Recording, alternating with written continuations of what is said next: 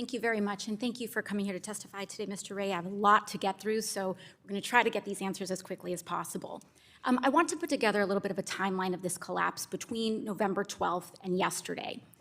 On November 2nd, we have CoinDesk leaking these balance sheets. On the 8th, Binance signs a non-binding letter to acquire FTX, and Bankman-Fried freezes or pauses withdrawals from FTX.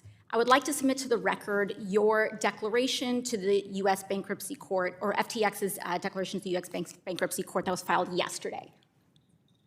Now, on November 9th, the day after those assets were frozen, Binance announced it would not go through with the purchase, and according to this filing, the same day, Bankman-Fried emailed the Bahamian Attorney General with an offer. That offer stated that he would offer to unfreeze withdrawals just for Bahamian customers on FTX, quote, so they can tomorrow fully withdraw all their assets. Correct? Is that correct? Yes. Now, on November 10th, FTX DM, the next day, was placed into a foreign provisional liquidation in the Bahamas, correct? Correct. The next morning. Now, after that, Bankman-Fried then made good on his offer, on his previous day's offer, in that email to the Bahamian AG, opening withdrawals just in the Bahamas for a period of 25.5 hours. Is that correct? Correct. Now, during that period, $100 million was withdrawn in the Bahamas from FTX by 1,500 individuals, correct? Correct. And this was the day before you were set to take over. So he was still in control. This was like right before he was supposed to hand this off. Now, I think what we have here is that, or rather afterwards, on November 12th, we have what Congresswoman Dean was just asking about with this additional minting, these questions around this additional minting. And then on November 16th, the Bahamian appointed joint provisional liquidators did something very interesting.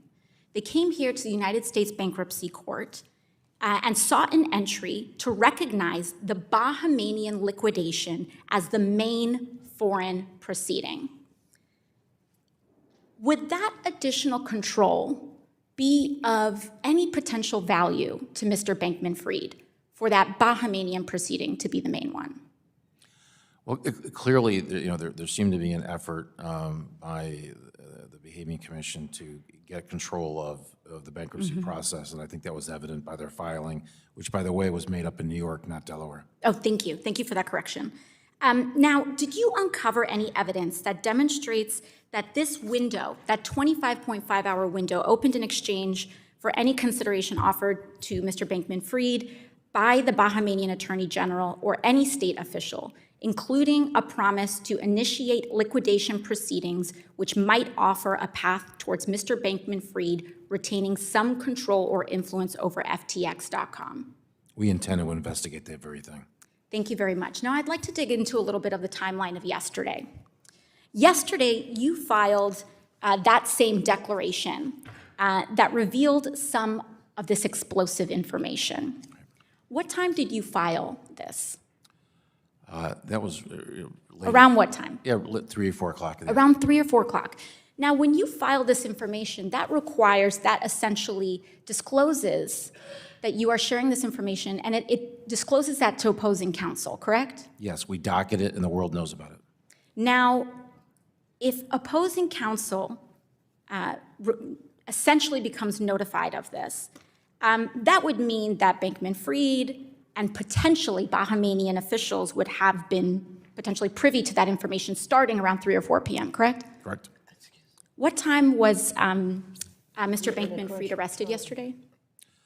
I believe it was in the early evening hours, after 4 o'clock. I believe it was 7 o'clock, perhaps. It was in the evening, after that filing. 6, 7 o'clock, yes. I would like to submit to the record the statement from the Attorney General of the Bahamas issued yesterday on the arrest of Mr. Samuel Bankman-Fried. And after submitting that to the record, I would like to note that in this statement, they stated at such time as a formal request for extradition is made, presumably by the Southern District of New York, but they do not state when that request for extradition was made. Do you believe that information is important for us to understand in order to piece together a timeline, Mr. Ray? Yes, sir. I certainly don't have that full timeline, and that's something that we look forward to learning. Thank you very much.